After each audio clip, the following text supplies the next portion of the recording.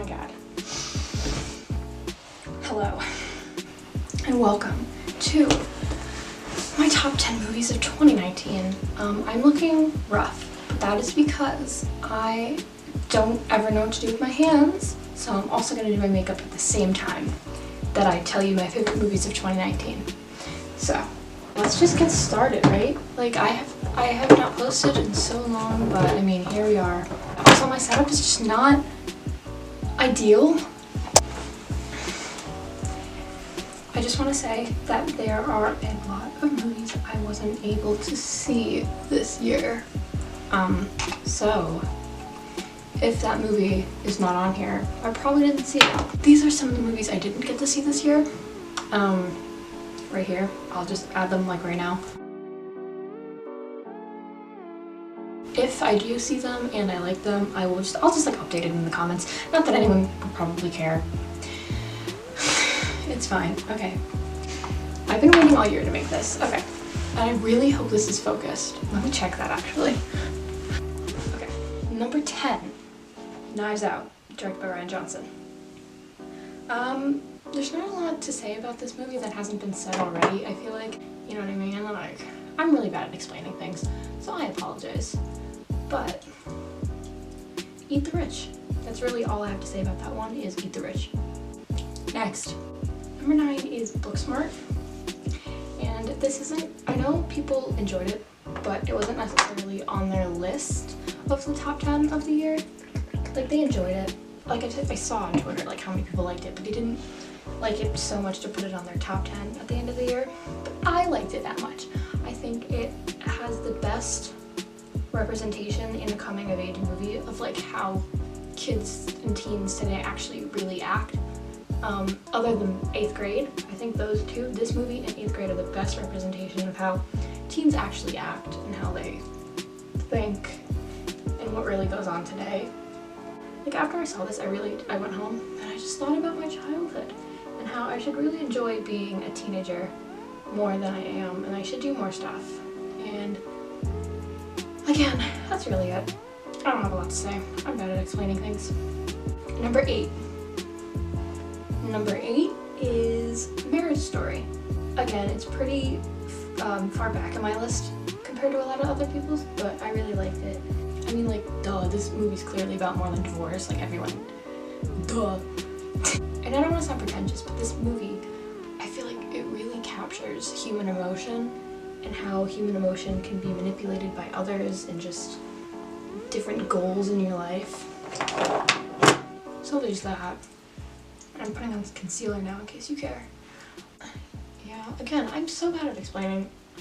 Number 7 is Ready or Not. Ready or Not, it wasn't special in any way, it wasn't like inspiring in any way, but I don't know why I liked it so much. Like, it made me extremely anxious while watching it. It's definitely not what I expected it to be, but there's something about it, and I really do not know what it is, but there's something about it. It's probably the mix of drama and comedy that I really like about it, but I don't know. It's just something, maybe it's just because I'm in love with Samara Weaving. That could be it. That could be it. Number 6 is The Irishman, and I have a lot to say about this.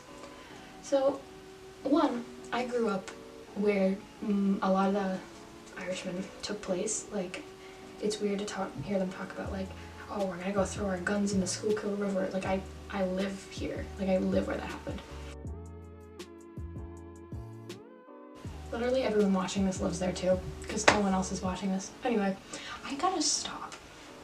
But what I really enjoyed about it, mostly, was I see a lot of people talking about how Martin Scorsese only put these actors like Al Pacino, Robert De Niro, Joe Pesci, he only put them in the movie because they're like his pals and he wants the gang back together. But no. Like, no, that's not it at all. And I feel like the reason for that is because the movie, ooh, sorry about that, because the movie itself is about growing old and past regrets in your life and being forgotten.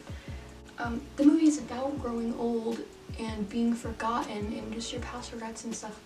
And even at the end of the movie where Frank is in the talking to the police when he's old, and the police tell him that everyone who he could be protecting with not telling them the truth is dead. Like, everyone he knows is dead, so he shouldn't be worrying about anyone else. And that's when he really realizes that. And I feel like, not that Robert De Niro and Al Pacino, they're too old to be known currently, but I'm saying younger generations are not gonna know who they are. They're not, it's fact. Obviously, I know who they are, but I know a lot of people who are my age that don't know who they are. I'm 16, and I feel like that was the reason those actors were perfect for that role, because the movie's about growing old, being like really in power, and then just being forgotten, and really your legacy means nothing. And I feel like that really works with who the actors are, because it just works on both planes. And that's what I really, really love about that. Also, people complaining that it was too long.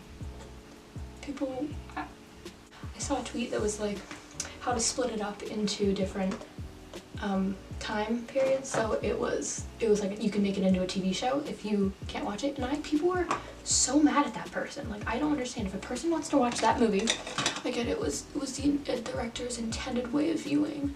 But like, if a person wants to watch a movie as a TV show, just let them. It's not affecting you. It's one person. It's fine. And many people, like myself, have ADHD and they can't watch a long movie like that. Anyway, that's my rant for the day. Okay, and then number 5, Jojo Rabbit. Okay. This also wasn't very high on anyone's list, but it was high on mine because I love it. I think obviously the cinematography is really, really good. Like, oh my god, especially the shoes. Scarlett Johansson really made me cry. It's fine. I feel like the only flaw I have with it, clearly, is that they are making literal Nazis seem like these fun, goofy kind of guys when they're really, really not. Like, hello, they're freaking Nazis, and they make them seem like, ooh, these silly guys. I just spilled my Glossier all over the place. I'm gonna kill myself. No, I'm not. That was a joke. For legal reasons, that was a joke. Oh my god. Oh no. That was a lot too. Whatever. I'll just be really blushy today. Oh my god. I can't see in this light.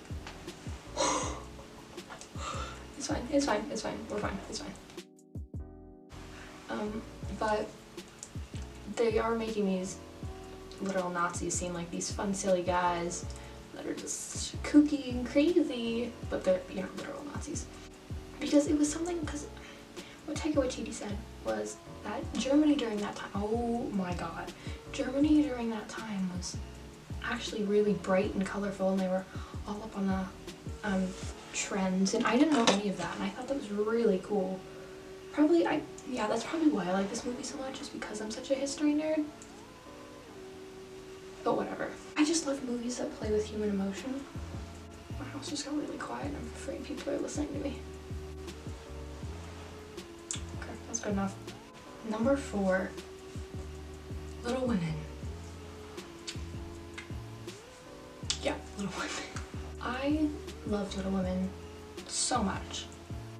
That movie is just so full of love. It's insane. Not only that, but the cast is just crazy. Like, Greta Gerwig, you are my hero. I literally love Greta Gerwig so freaking much.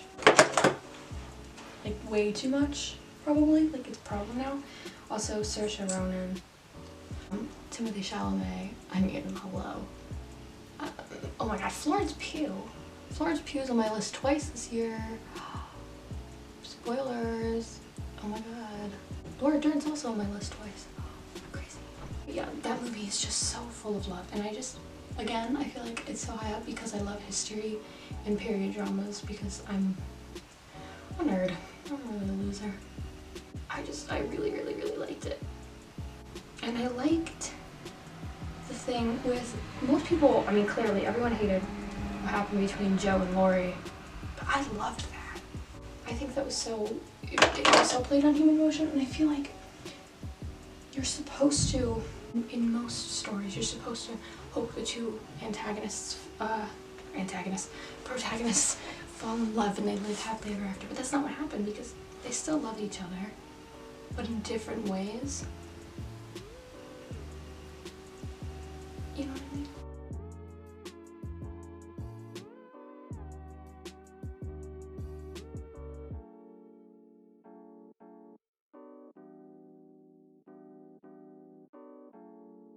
One scene where the whole lung situation happens,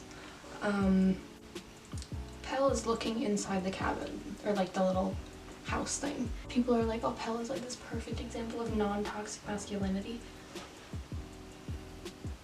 I had this originally, I had this at #1 in the beginning of the year. I had this, well, not the beginning of the year, but towards like, until like October, I had this. Even though a lot of people didn't like it. I was just like obsessed with this movie. I thought this movie was perfection. Like I couldn't stop thinking about it. And me and my friend Lily saw it. Here's a picture.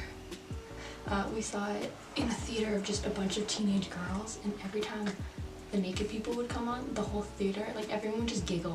It was like the funniest thing. #2 is The Farewell. Originally, this movie, I don't even think it was on my list. Like, I didn't like it that much, but the more and more I thought about it, I became more and more obsessed with it. And I think it's so good. Like, so good. I'm like trying to do my makeup at the same time, and this is not working. Anyway. Again, I think it touches on family and legacy and the roles, cultural roles, and the things you're supposed to be doing that because it's your culture, your parents are telling you to do this, even though they might not be right. They're right to them, and I just think it's really interesting the different perspectives of different people, because if you look at it, both of them are right in a way, even if you disagree with one side. And also, oh my god, the cinematography. Hello? Are you joking? Like, what? There were scenes where I'd laugh, and then the next minute I'd be like thinking about my life. It's really good. It's really good, and I recommend it to literally everyone. Now, #1. Before I get to #1, I want to throw out some honorable mentions that didn't make it.